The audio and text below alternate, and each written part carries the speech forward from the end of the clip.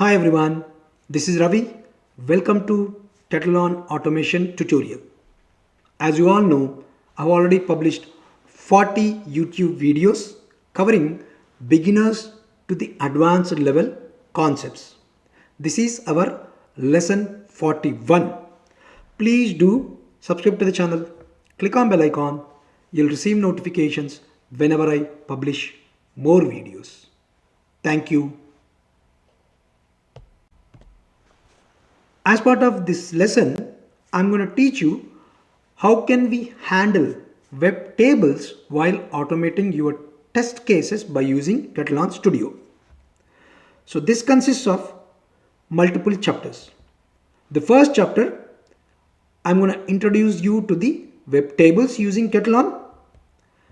As part of this chapter, let us first cover the introduction. What are the web tables and the types of web tables?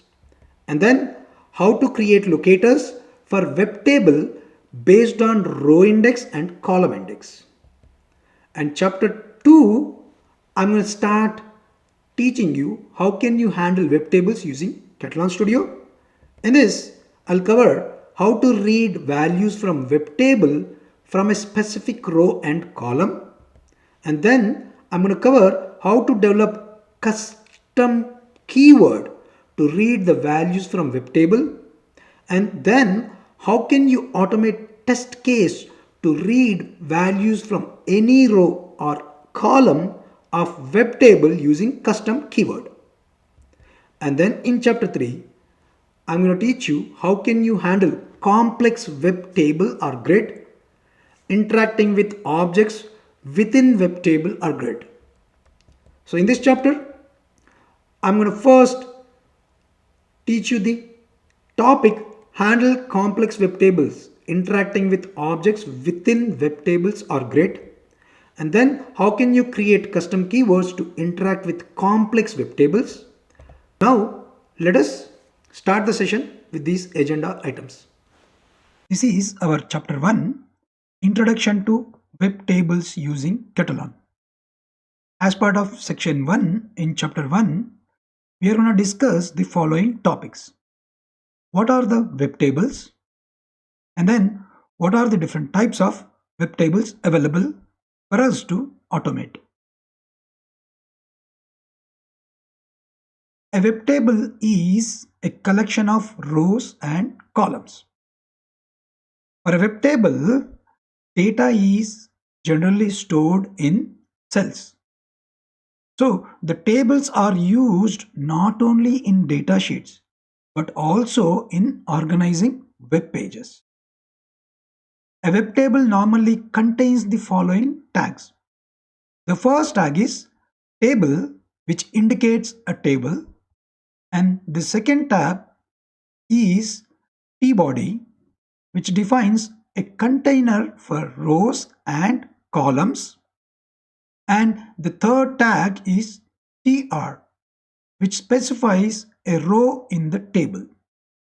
And then the fourth tag is td or th, which represents a table data or a table header indicating columns in respect to table rows. So now let us understand these tags by seeing the right side diagram. So as I told you, first tag is table, which indicates the table. So if you can see, this is our HTML DOM structure, right? So this is our first tag, which represents the table name. And then the second tag is tbody. So this tbody defines a container for rows and columns. So from here, right, you will have a tbody which contains rows and the columns. Okay, so let us see first what is tr tag. If you see, this is your first tr tag. That means this is your first row, and this is your second row, and this is your third row, and this is your fourth row, and this is your fifth row, right?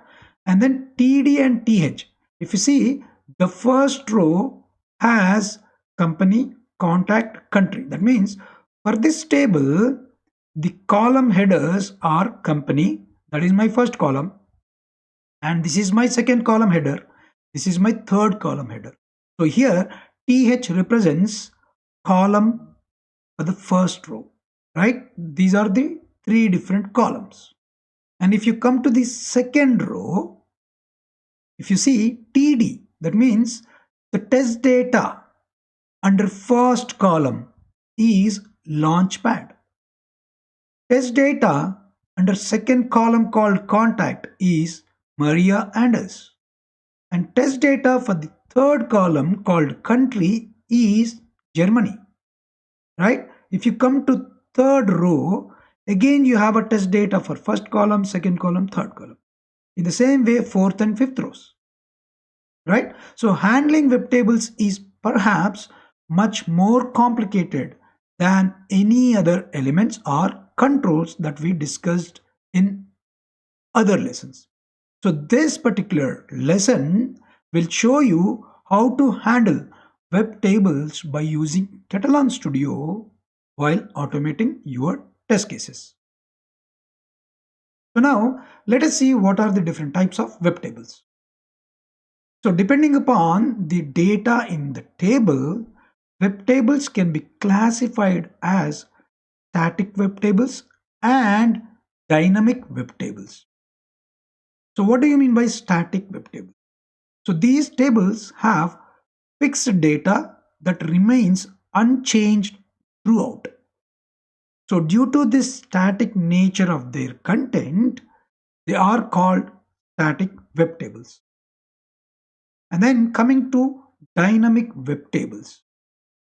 These tables have data that changes over time, and hence the number of rows and columns might also change depending upon the data shifts.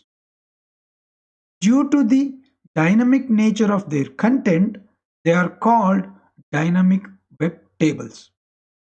Often the functionalities of web applications depend on the data carried by dynamic web tables, as they act as the data source for the functional modules in many cases. Thus, handling dynamic web tables using automation is essential for QA to run test cases that determine website performance. As part of section 2 in chapter 1, you will learn how to create locators for web tables based on row index and column index manually. So let us first consider the HTML code below for handling web tables. If you see on the screen right side image, which denotes the HTML for the web table which has 2 rows and 2 columns, right? If you see here, this T body under table has 2 rows. This is your first row and this is your second row. The first row has 2 columns, and first column contains the value called first cell, and the second column contains the value called second cell. In the same way, in your second row, you have first column value as third cell, and you have a second column value as fourth cell, which is this one. So now we will use XPath to get the inner text of the cell containing the text fourth cell. If you see here, I want to read the value from my fourth cell. So let us see how can we create a locator to read the value from the web table of fourth cell. So let us see first step is we need to set the parent element. So XPath locators in WebDriver always starts with a double forward slash. I've already explained you how to create different types of XPaths in another lesson under Katalon Academy. So you can refer Katalon Academy for the lesson which covers creation of different types of XPaths.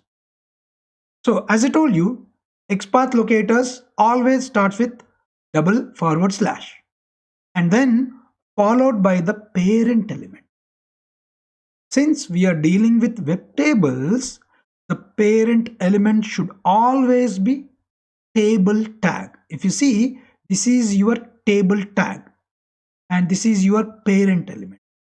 Okay, the first portion of our XPath table locator should be therefore double forward slash, which denotes the XPath, and your parent element table. And then step 2, we need to add the child elements. So the element immediately under table is tbody. You see here, this is your parent element and immediate child element is tbody, right? So we can say that tbody is the child of table. And also table is the parent of tbody, obviously. So all child elements in XPath are placed to the right of their parent element, separated with one forward slash. So you can see here, double slash table, which is your parent element, and single forward slash and your child element, which is tbody. And then your step 3, you need to add predicates. Why? Let us understand. So the tbody element contains two tr tags. If you see, this tbody has two tr tags. This is your first tr tag and this is your second tr tag. Correct? So we can now say that these two tr tags are children of your tbody.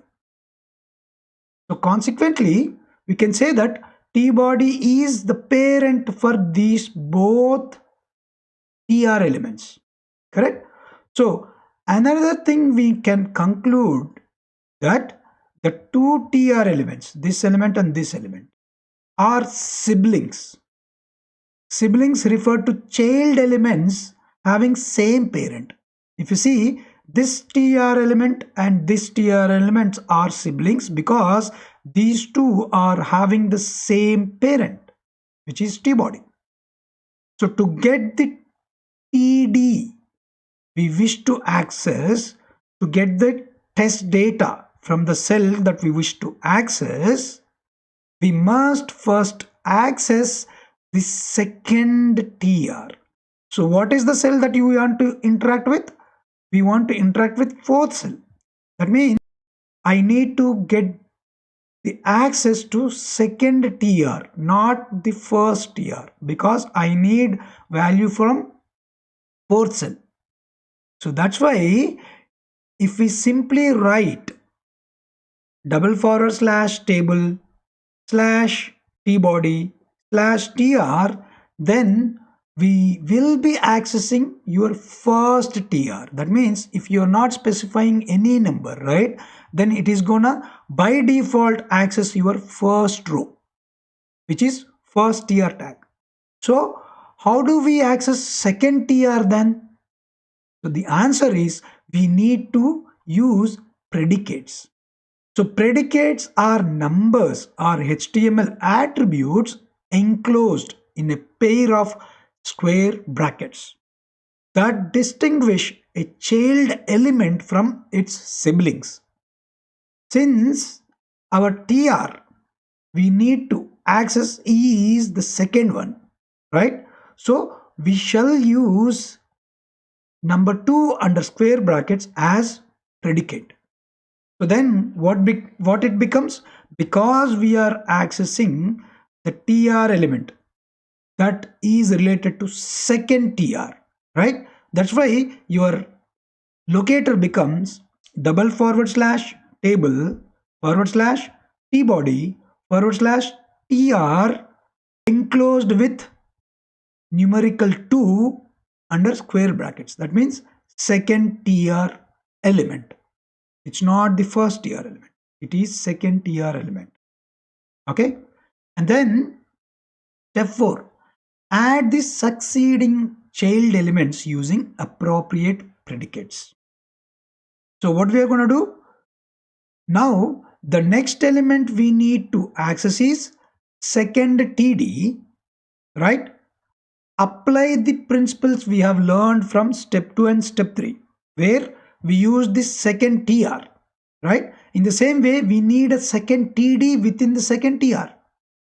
So here your XPath becomes /table / tbody / second TR element TR square brackets 2 / second TD element within your second TR.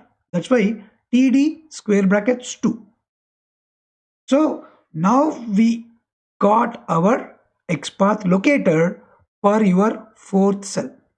So now that we have a correct XPath locator, we can now access the cell that we wanted to and obtain its inner text.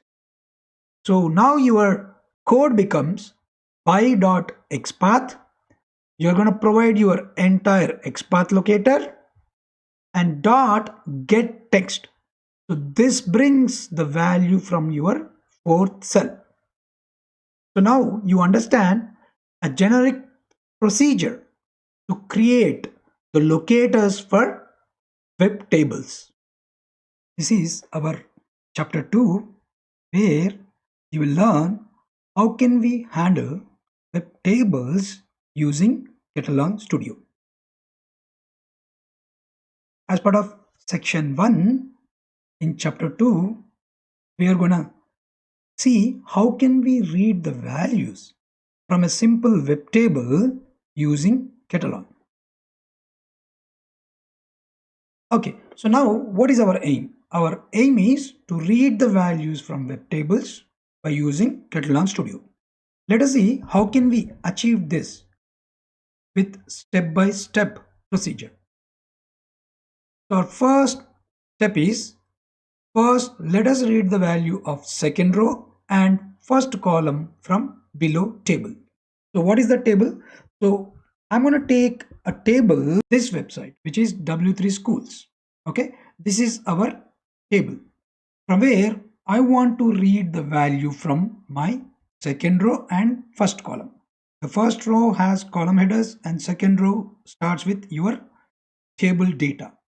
So I want to read the value from second row, column 1.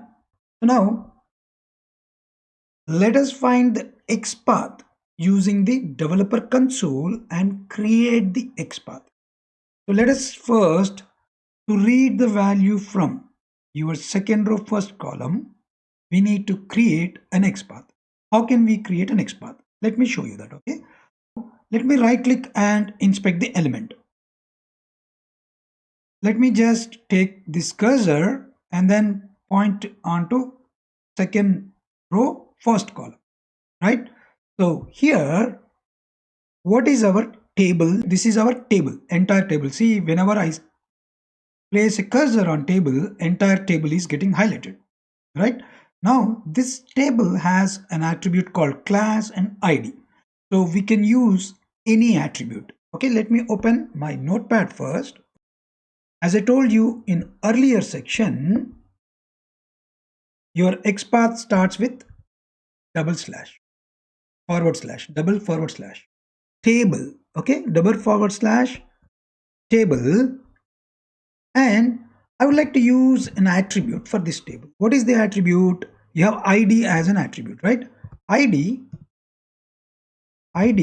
equal to customers under single quote. So here attribute is denoted by @, right? This is my table. And then what is the child element for table? My child element is tbody. And then what is our next child?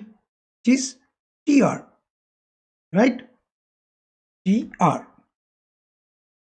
And then you will have a td, which is column. This is your row and td is your column. But here the tr should be my second tier. My first tier is, if you see here, the first tr, when I place on the first tier, it is highlighting the first row, which is column header. This is my second TR, which is correct, right? This is my second TR. That means I need to use the predicate to mention what is the sibling that you want to use. I want to use the second row. That's why I'm stating this as 2 under square brackets. And then what is the column that you would like to use?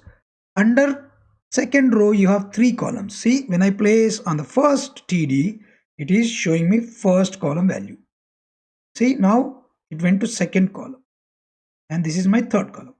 So this is my first TD. That's why I need to use the predicate 1. Now let us see now here. Let me do one thing. Control find. What I'm going to do, I'm going to type same thing here. Double forward slash table. And what is your attribute ID equal to customers is the ID value, right? Now you see the entire table is now highlighting.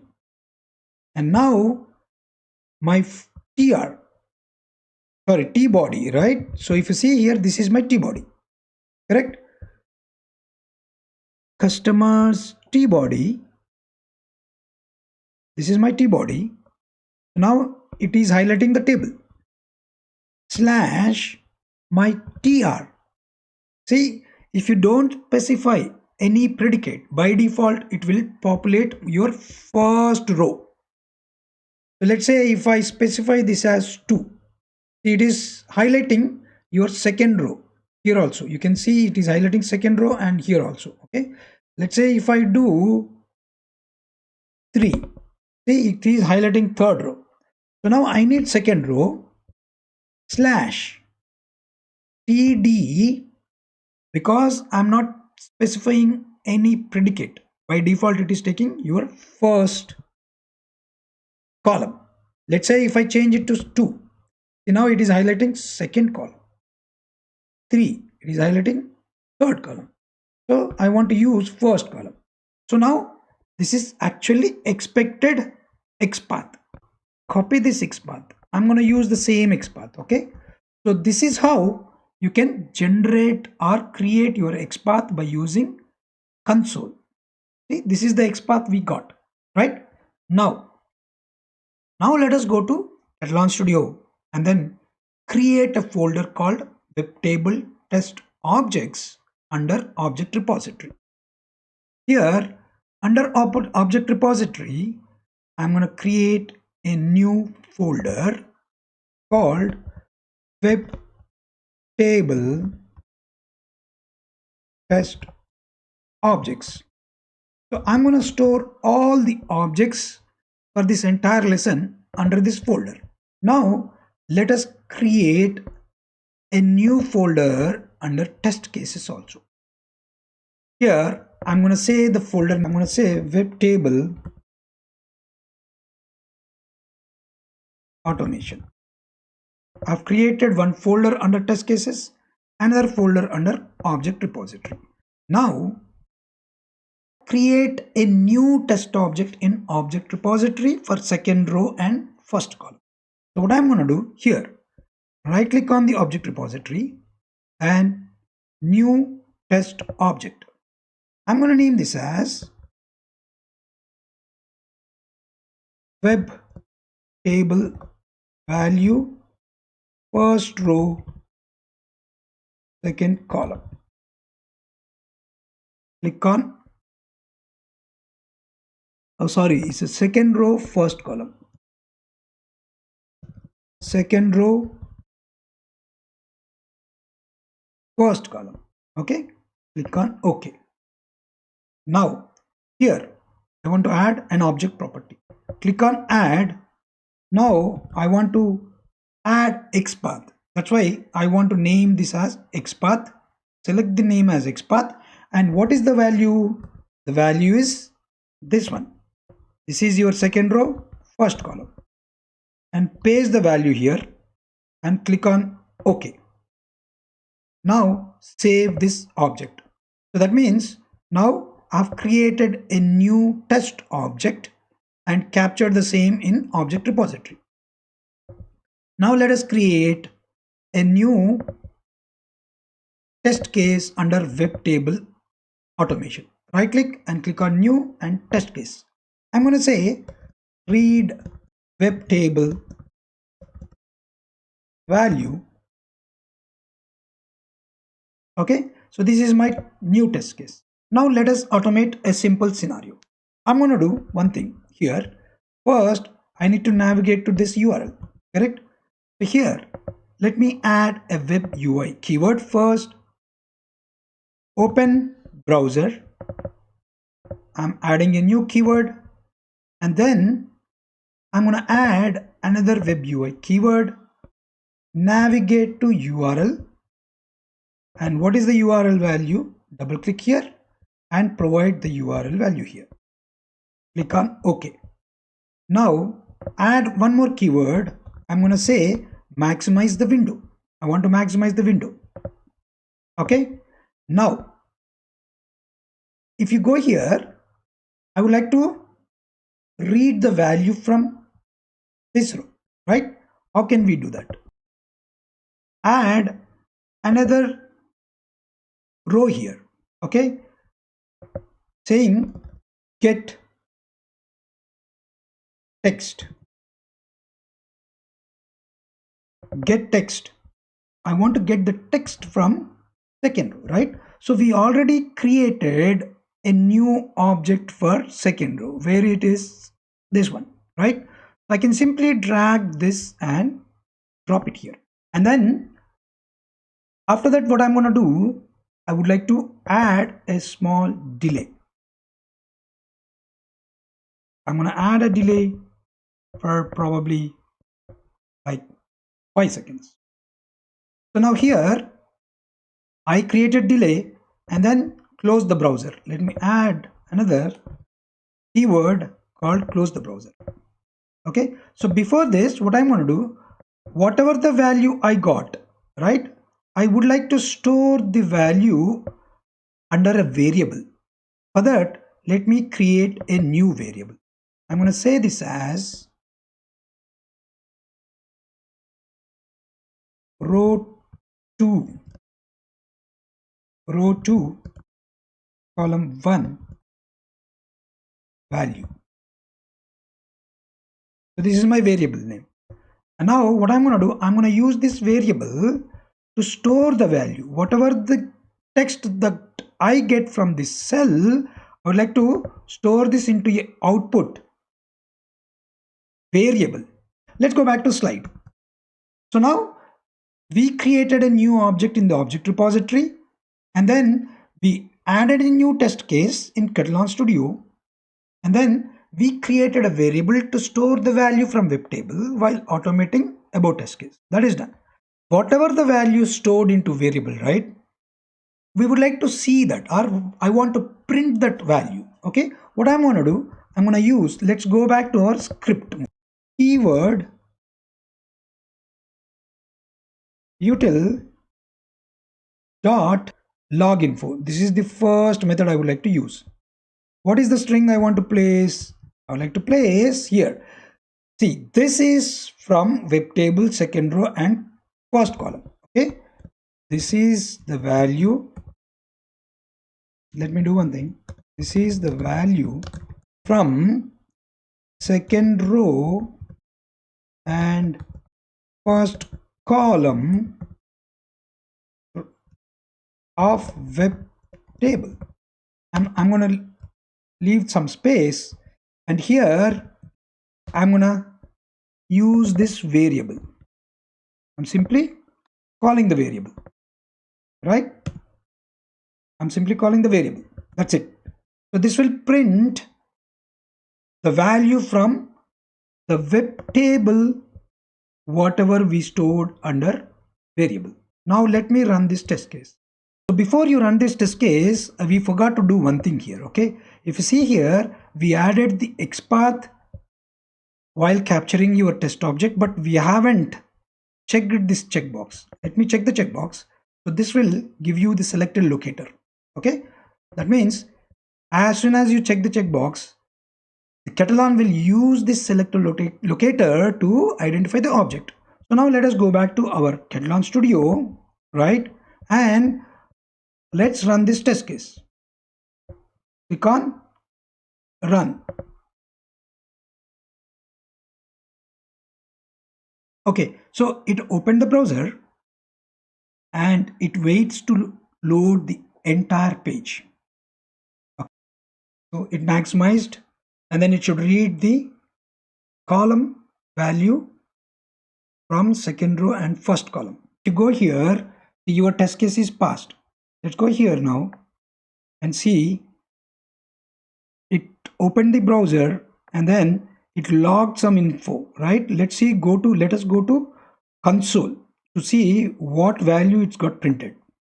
So it printed, if you see the log info, what is the value? This one. The value from the second row first column has been printed correctly. So let's say if I want to change it, okay, let's go back to our object repository. I want to get the value from second column. What I'm going to do, I'm going to change the value for the object repository. Here, instead of first column, I'm going to specify second column and then save this. Okay, save this. Now if I run the test case based on the newly created XPath, it should bring the value from second column, second row.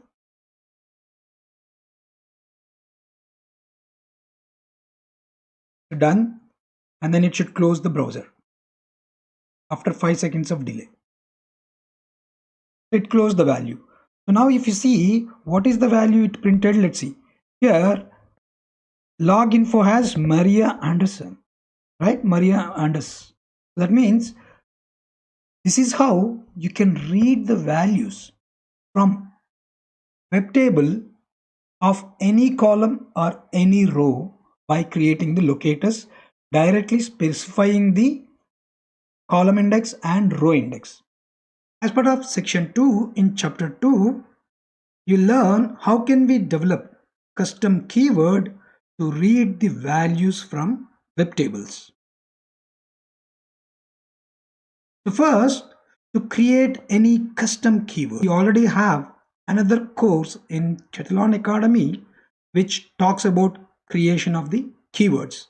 So I would recommend you guys to refer those courses to understand more about custom keywords. But however, for this section, to create a custom keyword, first we need to create a public method with keyword annotation to read values from any row or any column of web tables. Let us go to Katalon Academy. Okay. So to create custom keywords, so in Test Explorer, you need to navigate to Keywords folder. Under Keywords, right click and then let us create a new keyword. Web table helper. Okay, and then let me name the package as com.helper.webtable. Okay, so we are creating a keyword under package com.helper.webtable and the class name we provided as webtable helper. Click on OK. It creates a new class file. So this is the class file under package, this one. Okay, so now let us go back to our slide. So first we need to create a public method with keyword annotation. We need to pass the arguments test object, row index and column index. Let's go back to our Katalon Studio and here I'm going to say create public method with keyword annotation. Create public method with keyword annotation. Create a public method. Public. What is the method name I want to name? I want to name the method name as get value from table. And this method will return a value, string value. That's why I'm declaring it as string. as I told you, we need to pass three arguments: test object, row index, column index, right? So to pass the test object, you need to use test object class, right? And then here I'm going to name this as base test object. So basically I'm storing into a variable called base test object, and you are passing the test object here, okay, comma, and here your row index, comma, and your column index, int, because it is integer, right? Column index, open curly braces and close curly braces. Let us first understand why are we passing this, okay? Why we are creating public class with these arguments. Let me tell you that, okay? So in our earlier section, this is the XPath that we created. You observe closely this one. I can divide this XPath into two different parts. One is base XPath. What is your base XPath here? My base XPath is this. This won't change, right? Copy this. So whatever the value you want to read from the web table, this base XPath doesn't change from here to here. It always remains same. And there is another path which is changing XPath, right? And this can be written as, you can write this as, instead of hard coding the row, I want to say row index and your column index. Row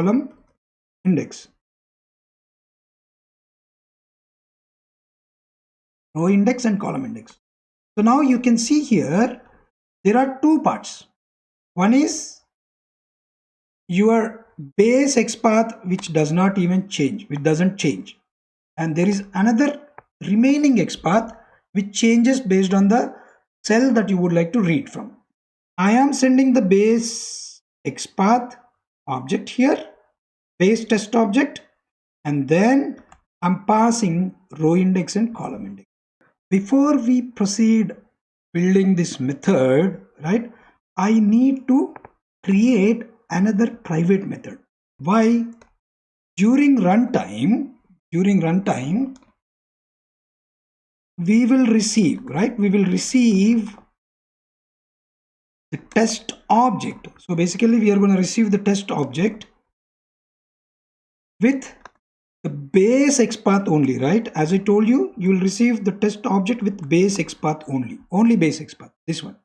What I need to do, for the base XPath, I need row index and column index also, right? So along with row index and column index. So during runtime, I am going to design the actual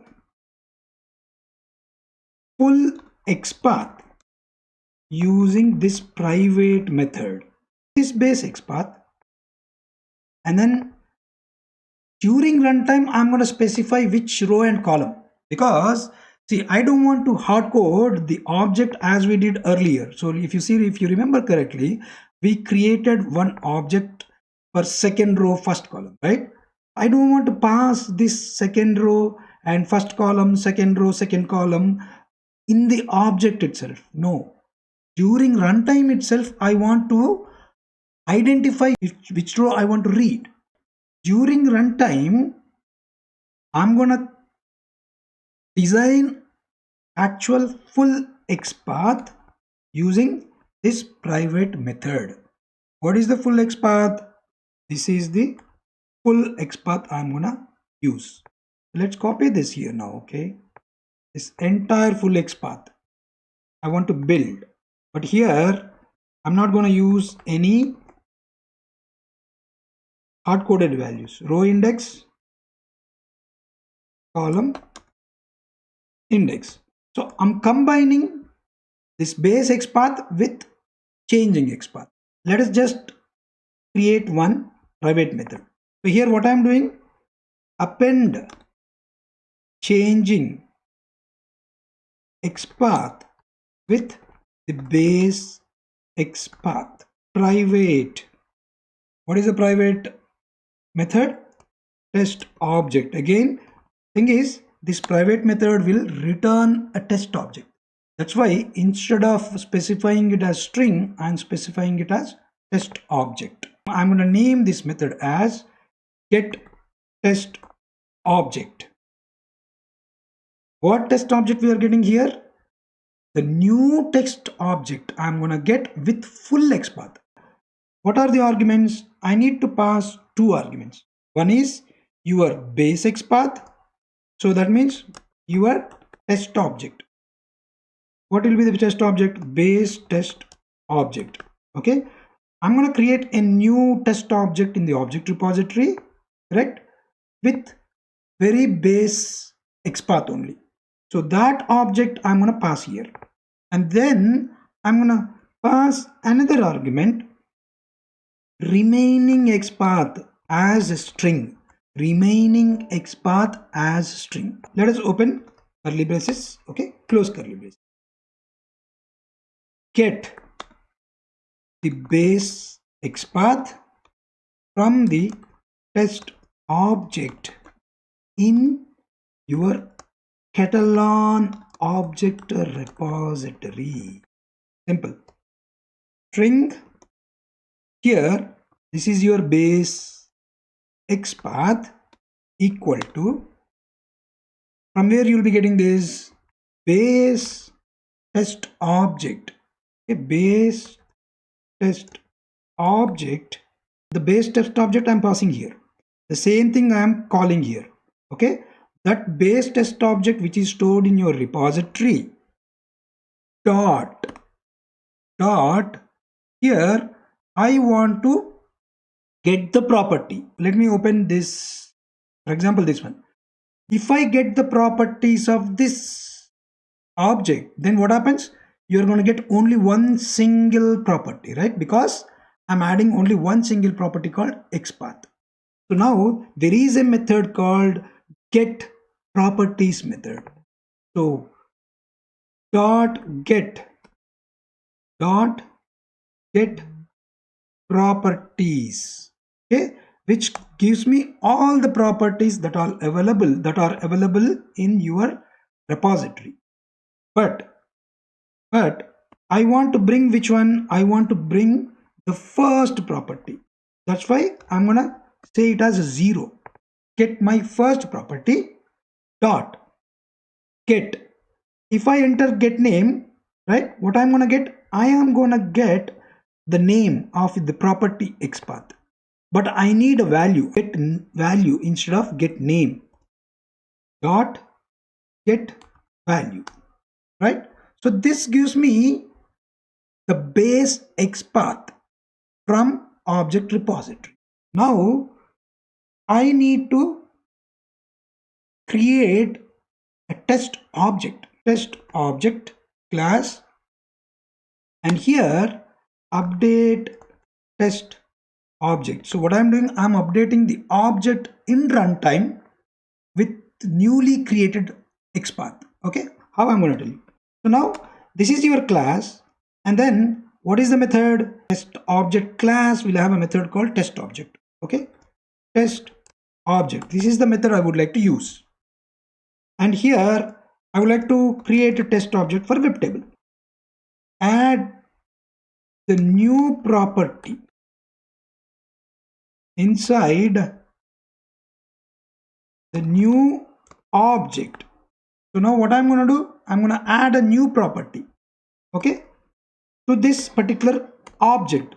So the object whatever we stored in your object repository has a base XPath. Now I am calling that object. Now I want to add a new property, the same object, right? Update test object dot. What is the annotation for adding the property? Add property. So I'm going to use add property condition type string value. Okay. So here, what is the name of your property? I want to add XPath. And here, instead of condition, I want to, let's do one thing, okay? Condition type. Let's add this condition type from Katalon core test object. Condition type dot, what is the condition type? Should be equals to what? So here the value should be my updated XPath. What is my updated XPath? But here we are missing one thing. Here we are getting the property. Once you get the property here, right? We missed one thing here, okay? Here, I received my base XPath. But now I need to create a new XPath, right? How? String. Now whatever the, I'm going to say updated XPath equal to, what is your updated XPath? Your base XPath plus the changing XPath that we are passing as an argument. So here I'm going to say plus, simply copy this variable and paste it here, right? So this creates, what happens? Appending the changing XPath to the base XPath.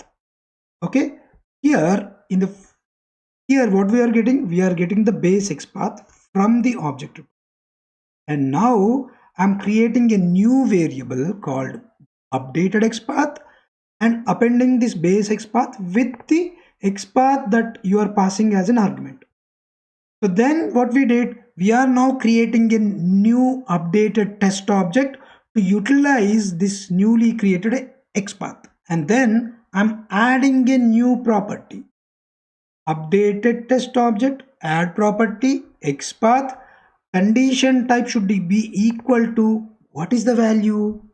My updated XPath value. See here, this is my updated XPath, right? Copy this, paste it. This is my full XPath. So now I'm going to return the test object here.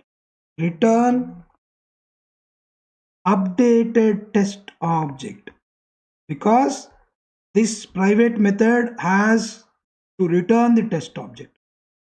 Using this private method, we are creating a new test object with newly built XPath, which includes your base XPath and your changing XPath. Now you need to call the above created private method and pass the arguments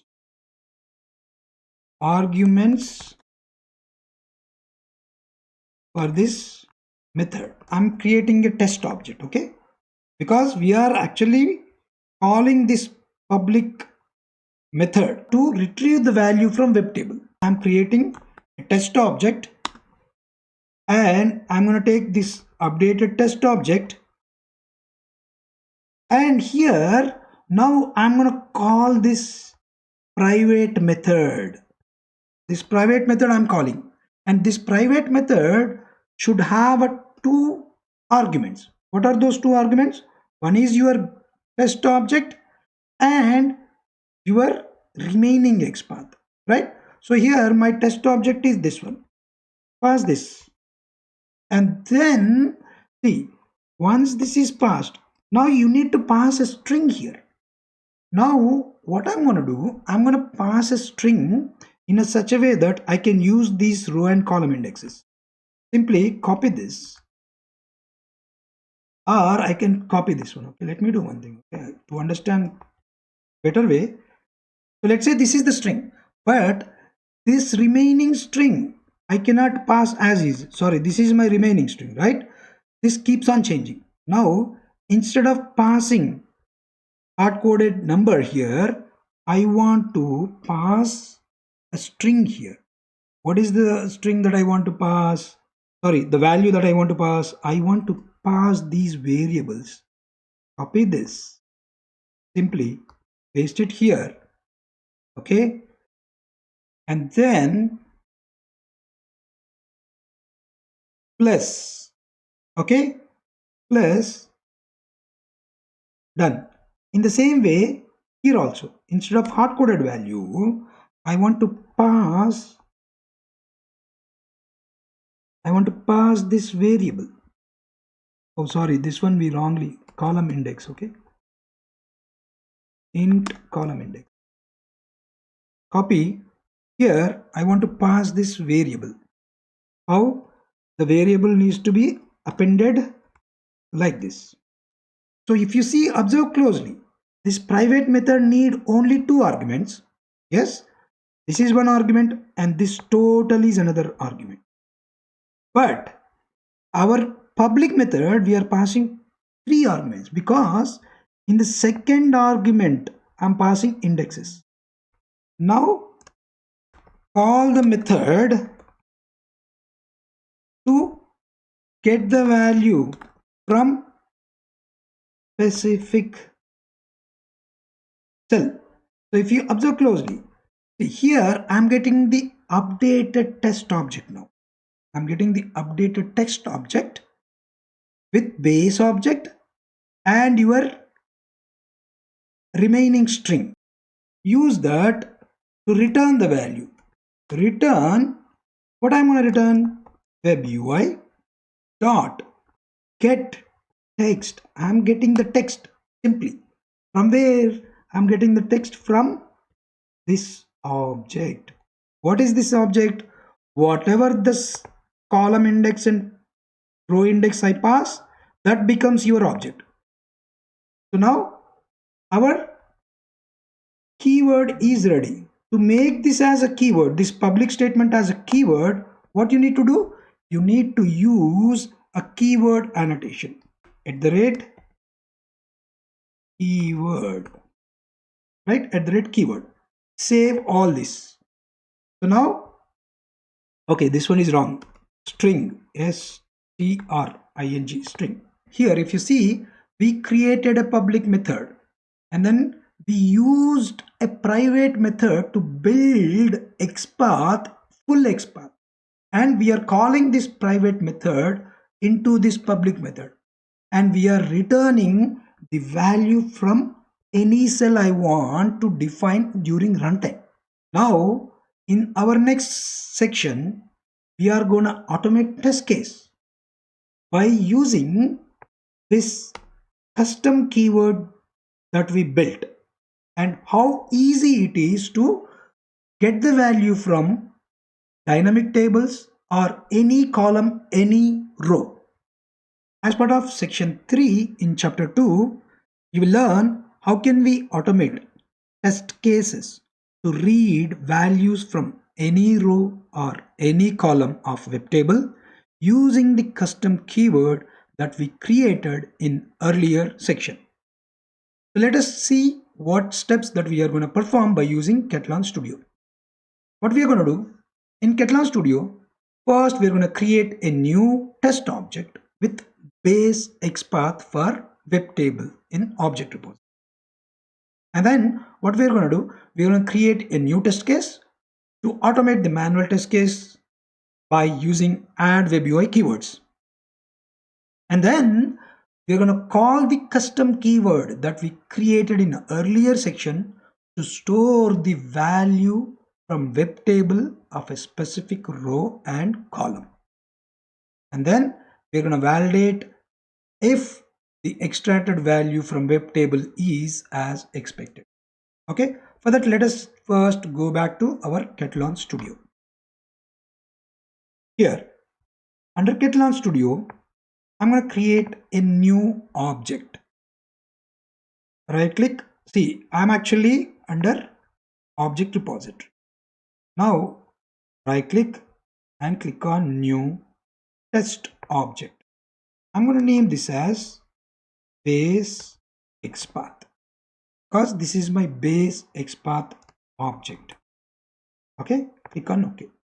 And here I'm going to add a new property. What property? I'm going to add XPath property And what is our base XPath? Our base XPath we already know, right? This is our base XPath. This one. I'm gonna add a base XPath. Okay. Click on OK. And then detect object. Check the checkbox. Now select a locator is this. Now let me go to test cases. And under web table automation, I'm going to create new test case. I'm going to say read value using custom keyword, or I'll say read value with custom keyword. You already know this is the custom keyword that we created in earlier section. Okay, keep that in mind. The name of custom keyword is this one, get value from table. Okay, remember that. So now we create a new object. Simple. Now what is the web table that we are actually validating? We are gonna get the value from the same web table that we worked on earlier. Okay. Here, add a web keyword to open the browser. It is very basic. Okay.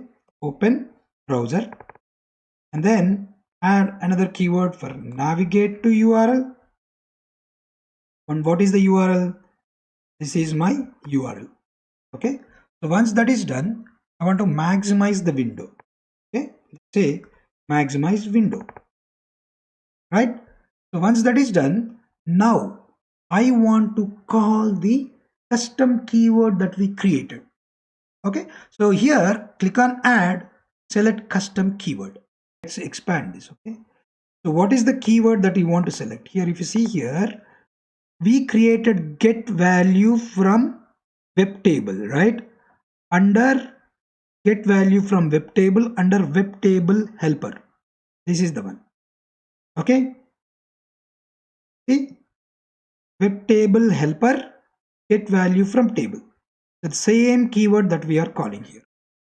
Or I can double click here. I can select from here as well. Web table test object. This is my base XPath. So done. Now, what are the arguments that we need to pass? You remember correctly, the arguments that we need to pass is object and your row index and column index, correct? So let's say I want to retrieve a value from second row, second column. Okay, Maria Anders. Let's say I'll pass 2 and 2. Click OK. I'm going to insert a statement here, keyword util. Okay. Before that, let me create a new variable, because whatever the output I get here, right, I want to store that, because this method will return the value from the table. Okay, I want to store that into a variable. So let's go back here, create a new variable, web table cell value, web table cell value. Okay, here what I'm going to do, go back here. Now here in the output, I'm going to say web table cell value. Okay, now let's print this in somewhere. Okay, to validate if it is giving me correct value or not. Here keyword util dot log. So here let me do one thing, just I'm going to press control this. So this is going to import your keyword utility, right? Dot log info. Okay, what I'm going to log the info? I'm going to log the info as the value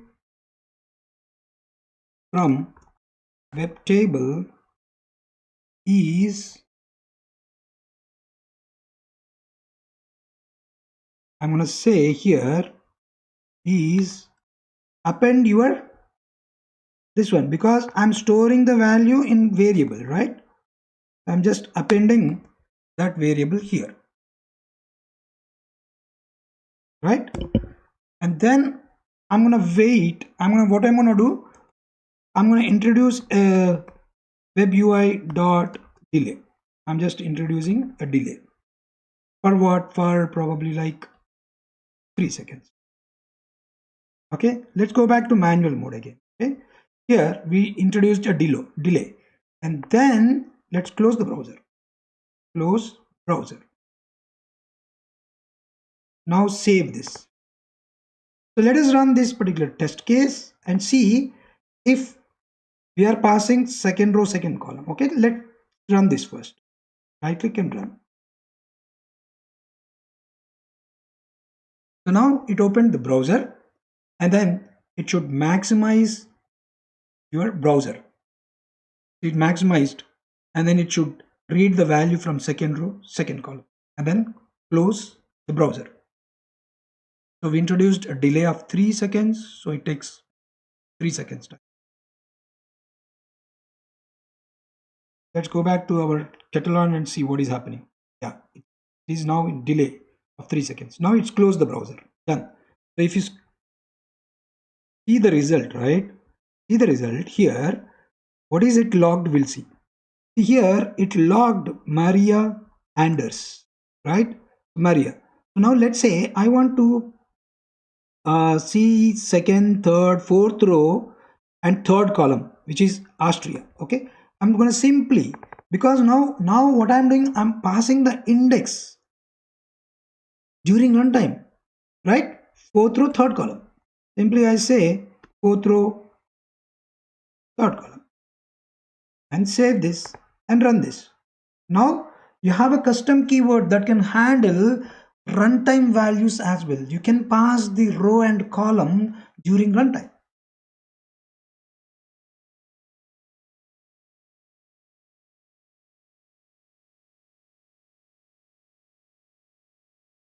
So it opened your browser,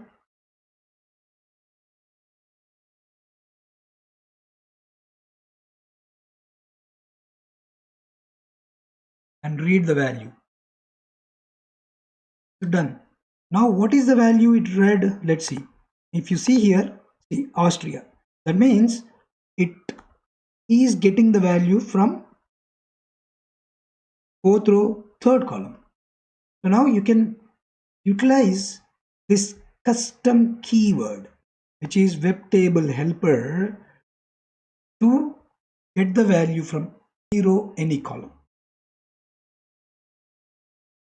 This is our chapter 3, where you will learn how can we handle complex web tables or grids, and how can you interact with objects within complex web tables and grids. As part of section 1 in chapter 3, we're going to talk about handling complex web tables, where we are going to interact with objects within the web table or grid. Let us see step-by-step procedure. So we'll be working on below 2 web tables in this section of the course. In this lesson, you will learn how to handle web tables having interactive elements. So these are the 2 URLs that we are going to work on. So let me show you what are those 2 URLs. So this is my first URL, right, which has a web table. This is the web table, right? And this web table contains the checkboxes, right? So we want to interact with these checkboxes and retrieve the value. And there is another web table we're going to talk about. This is another web table that we are going to work on. So this web table has delete button. So how can we interact with this delete button to delete the record? Okay, and then how can you retrieve the value from any cell? So this is what we are going to automate for this lesson, and see what are the steps that we need to perform. First, we need to identify the base XPath for our first web table element checkbox. Let's go to our first web table, and let's say this is my first record checkbox, right? I want to inspect this, right? So if you see, my inspector is already open, and select this and select the element of your first checkbox. Let us create an XPath for this.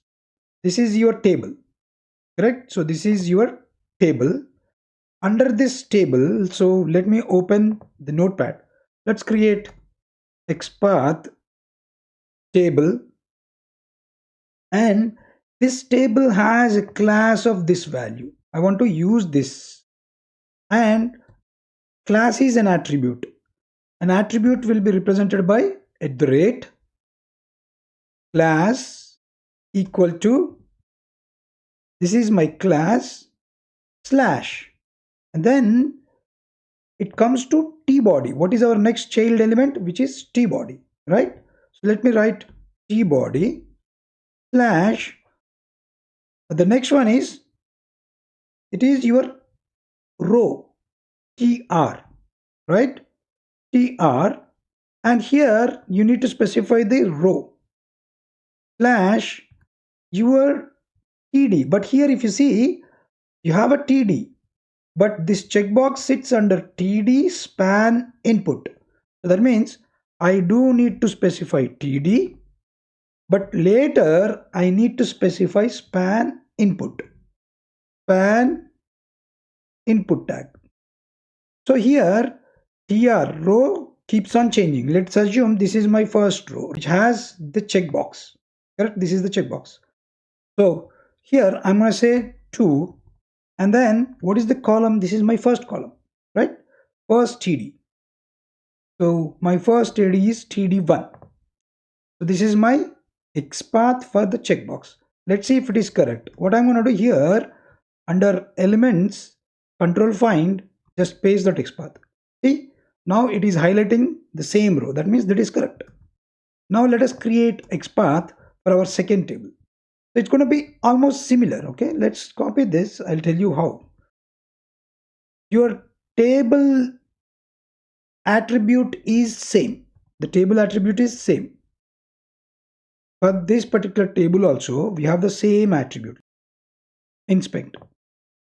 Now if you see this table, just take this and go to this button. See, this is your table. Under table you have tbody. Under tbody you have a tr, right? So let's go back here.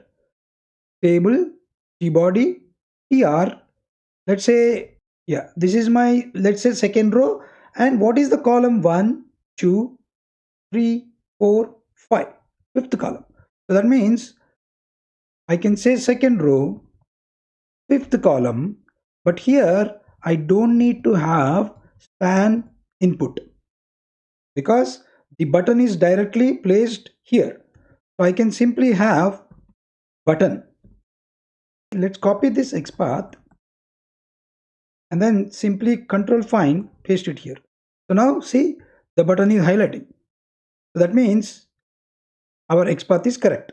Let us go back to our presentation. We identified the XPath for checkbox. This is our XPath. And then what is the base XPath? The base XPath is from here till here, because this base XPath is required for our next section of the lesson. Okay. And then coming to changing XPath. The changing XPath is again from tr till here, right? So now what is the XPath that we identified for the second table? This is the XPath that we identified for the second table, right? And within this, this is your base XPath until tbody, and rest is your changing XPath, correct? So now let us create 2 new objects in Katalon Studio. Now let us automate a very simple scenario. Okay, copy this. Let's go to your Katalon. Here under object repository, we are going to say use the same web table test object repository. Click on right click and click on new test object, and here I'm going to say complex web. So I'm going to say checkbox web table checkbox, right? This is my checkbox. So here I'm going to add a new property with XPath, and then this is the value for your checkbox. Okay, and then click OK. Now let me create another object for button placed under second table. Again, what I'm going to do, right click in the table on this table, new test object, name this as web table button. Web table button. Click OK. And again, add a property called XPath and then paste this value, whatever the XPath that we created for second object. Click OK. So done. Now save this. So once it is done, let's go back to our presentation. We created two elements and now also create a test case in Katalon and automate the test case. Let's go back to your test cases folder. These test cases under web table automation, I'm going to create new test case now. I'm going to say complex web table automation, right? Now, what is our first web table URL? Let's copy the first web table URL. I'm going to copy this. Okay. So here, let's go to Katalon, add a keyword for open browser, and then add another keyword for navigate to URL. And here, provide the URL for the first web table and then delay. So I'm going to delay for 3 seconds.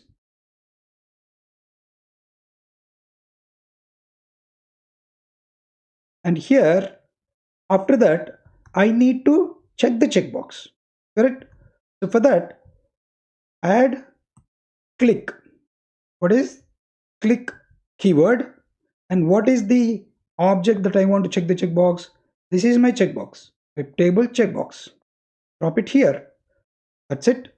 And now once this is done, again I'm going to add a delay so that you can see whether Katalon checked the checkbox or not. I'm going to add a delay of 4 seconds. Okay, done. Now let us add one more. Navigate to URL for our second web table. This one. Copy this URL and paste it here. Click OK. Now again I'll be adding a small delay of 3 seconds. Now here you need to click on this, right? Again add a click action. What is the object? This is my second object. Web table button is another object, right? Now save this. Now let us simply run this and see how it works. Okay, before I run, I want to close this web browser. So before we run this, let us go back to these two test case, objects that we created. We forgot to check the checkbox here so that it forms your selected locator. The same way for this also, check the checkbox so that it creates your selected locator and save them. Now let's go here and let us run. Before running the tests, let us close these browsers and select run and click on Chrome.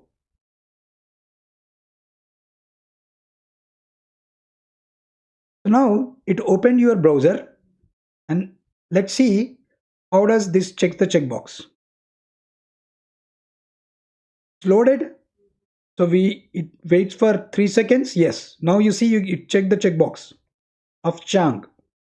Now it opened the new URL. Now it should select the delete button. So it prompts, do you want to delete? Yes. See, it prompted, do you want to delete the row or not? Correct. So this is done. So now if you see here, see all our steps are passed. So this way you can interact with the objects, different controls that are available in web tables. Now in our next section, I'm gonna use the custom keywords. So in this case, we hard coded all these, right? We hard coded the values of your row index and column index. I don't want to hard code these row index and column index. I want to pass those row index and column index during runtime. So we are going to create a new custom keyword which can be reused to perform these kind of actions. As part of section 2, chapter 3, you will learn how can we create custom keywords to interact with complex web tables or grids. So let us see step-by-step procedure. How can we create custom keywords to interact with complex web tables? So now we will write a custom keyword which will handle all the below 3 events for a complex web table. What are those events? First, we are going to click on checkbox within the web table that we saw in our earlier section. This one. And then click on button within the web table. That is our second web table, right? Second, this is my second web table. I would like to click on the delete button. Okay. And then I also want to get a text from this grid so that I can validate if the value within the table is correct or not. So now we are going to open the same web table helper.groovy file that we created in our previous section. And then let us add another custom keyword. Okay.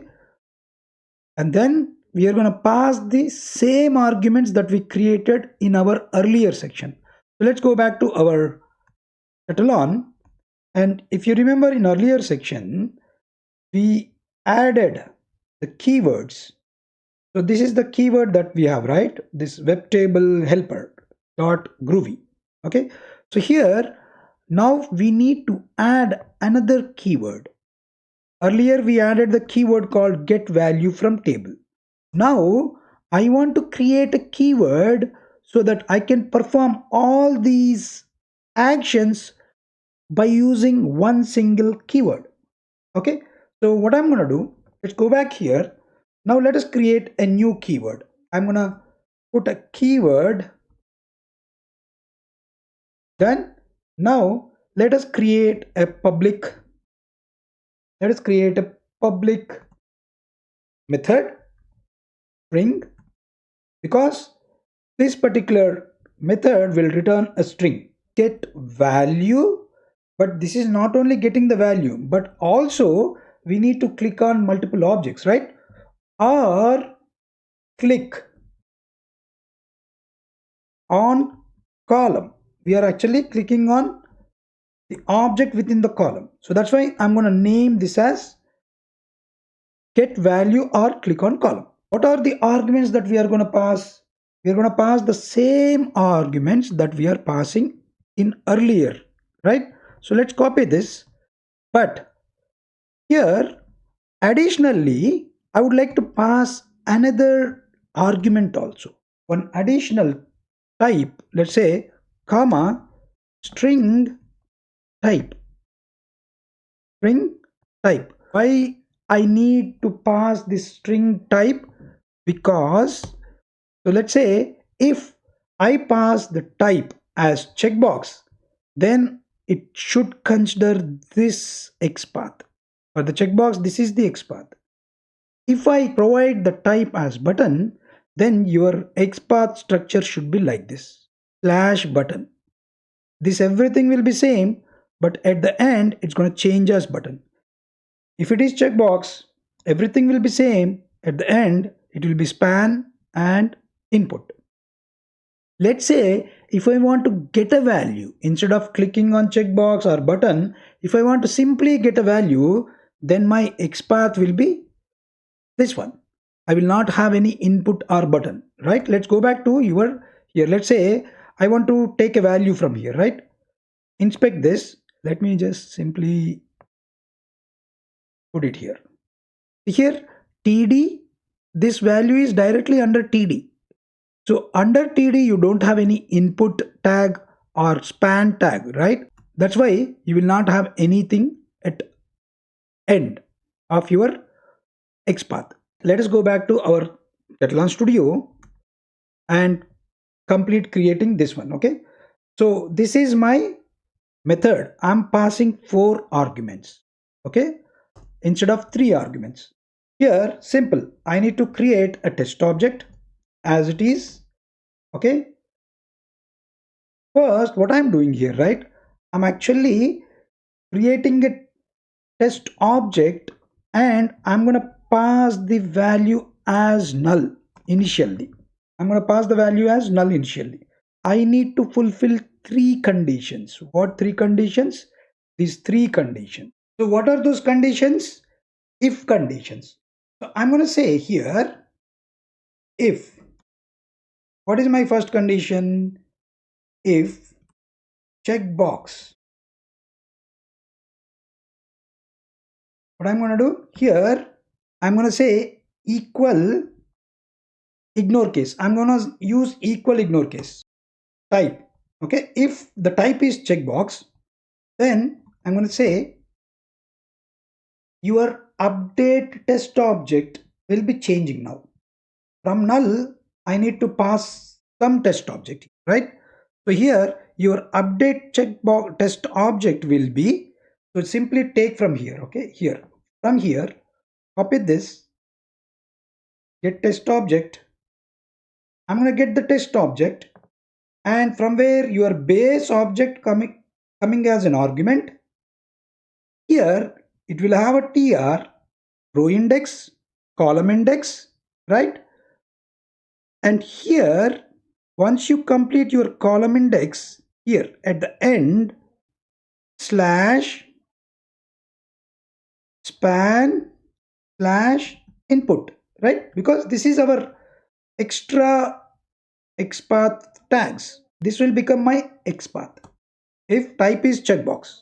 Let's say, then what you need to do, you need to simply click on this web UI dot click, right? I need to perform click action on where I want to click on this newly created object. So let's say here again, return null in case there is no return.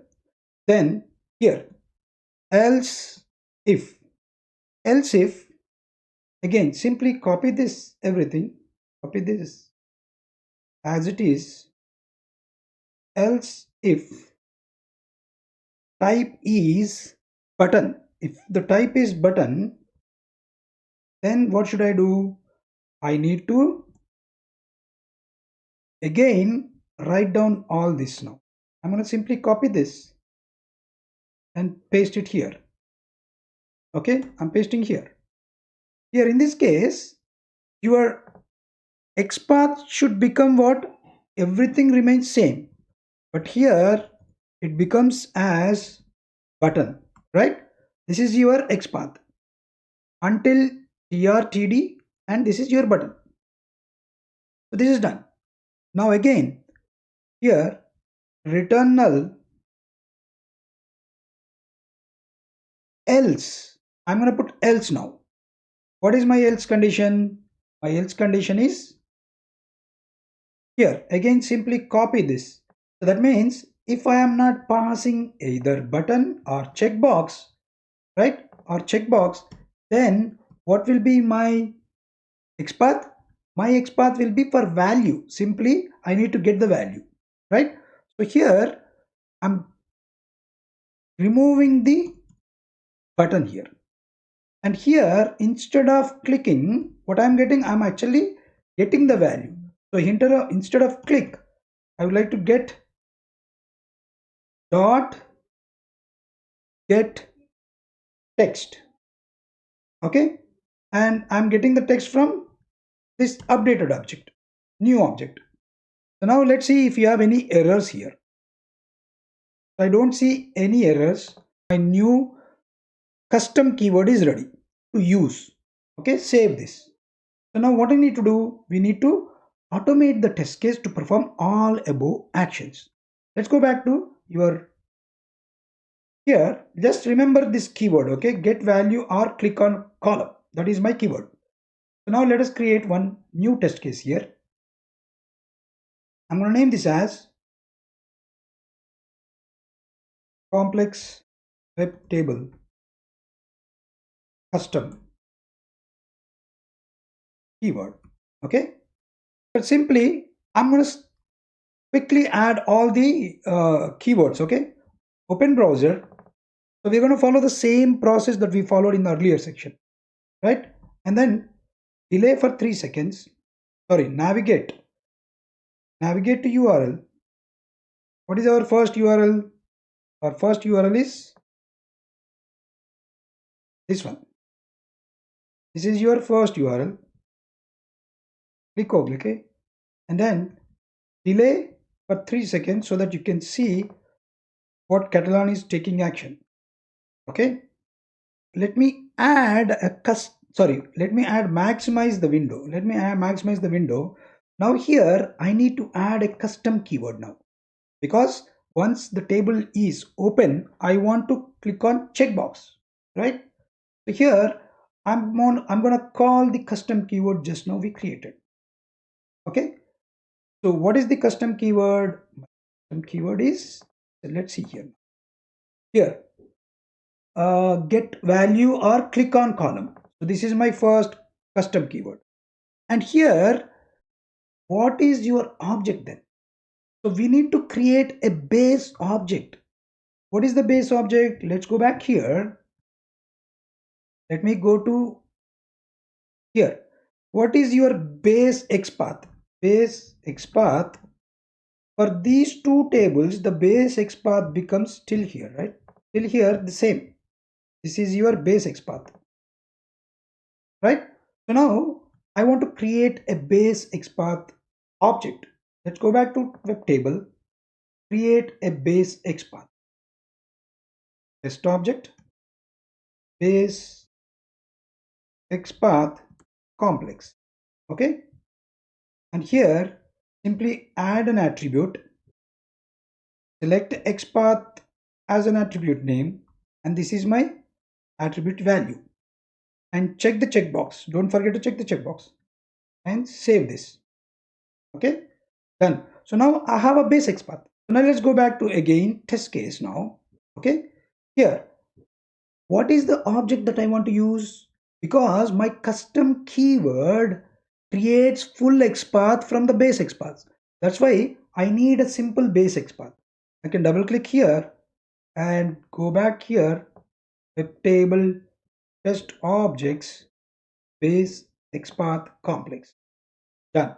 And here, let's say first I want to check the checkbox of my fourth row, right, and first column. So let's say this is my row and this is my first column. So now you need not to worry about which row and which column. You can just pass the row and column in runtime itself. Once that is done, let us introduce a delay again to see, okay, what is happening. Okay, so I'm introducing a delay of 4 seconds so that you can easily watch this. And then now I would like to navigate to the new URL, the next table. I want to navigate to the next table. This is my next table. Here, navigate to URL and provide the URL. Done. So once you navigate to the URL and just insert a simple delay for 2 seconds. Let's add 2 seconds of delay. Once that is done, okay, let's go back to here. So one thing we forgot, what we need to do is, see, as soon as you click on delete, right, it gives you a pop-up. Do you want to really delete the record or not? So we need to accept this. So let me first click on delete button. Let's add a custom keyword. Custom keyword, what is this? Sorry, add your custom keyword. And what is the keyword? The same keyword, get value or click on column. And here again same base XPath, right? So the base XPath is not going to change. Web table objects, base XPath complex. And here what, let's say I want to click on fourth row and fifth column, right? Delete is on fifth column, fourth row and fifth column. So I'm not going to send any value under type because, oh sorry, one thing we forgot. Okay, here we need to send the type also. Here first case, right, in the first case I need to even pass the type. what is my first type as per the keyword is checkbox, right? This is my first type, because if you see in the Groovy keyword, I'm passing type also. Checkbox I need to pass, for button I need to pass button. So let's go back here now. In the second table, I'm clicking on button. So now what is the type? The type is button. Click OK. So once you click on delete, your pop-up will be coming. So you need to accept the alert, right? So I'm going to add one more keyword saying wait for alert. Wait for alert. Once you get the alert, wait for alert for 3 seconds. Once you get the alert, now accept the alert. I'm going to accept the alert. Right now, let's say I want to read a value from my probably first column, fifth row, first column. Okay, now what I'm going to do, again add your custom keyword. Add a custom keyword here. This is my custom keyword. This is my base XPath again, right? This is my base XPath. Here I'm reading the value, so that's why I need not to pass type value. I just need to pass row, and column is your first column. In the second table, I want to read first column value. Okay, that's why I'm not passing type here. Okay, simply save this now. Now let's add a delay also. Oh, I think we don't need a delay, but anyway, let's add a delay of 3 seconds or 2 seconds. Click on OK. Now save the test case. So now what we are doing in this test case, we are performing total 3 actions. We are checking the checkbox from one web table, we are clicking on button from another web table, and we are reading the value from the web table by using only one keyword, by using only one custom keyword, right? So now let us run this. Let us run the test case as we completed automating everything. Before that, we have to make one small change here. I forgot to make small change here. We typed a capital T earlier. I want to change it to small t, because I'm passing the type of object here, and I'm checking the type of object here. So here it is small t. That's why you have to specify small t here also. Okay. So now let us run this now. Before I run, let me close all the browsers. Click on run.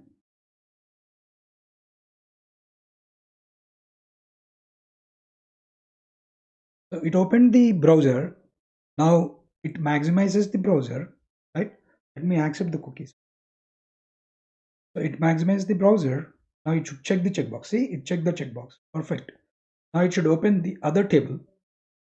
So now it opened another table. Now it should click on delete button, and then see, it deleted, and it accepted the alert as well. So let's go back here now. So now if you see, my entire test case is passed now. So it performed all the actions. This is my first action, clicking on checkbox. This is my second option, clicking on delete button, and this is my last one, which read the call. It is reading the value from the web table. So hope you all understand how can we create custom keywords for the complex web tables. This brings us to the end of lesson.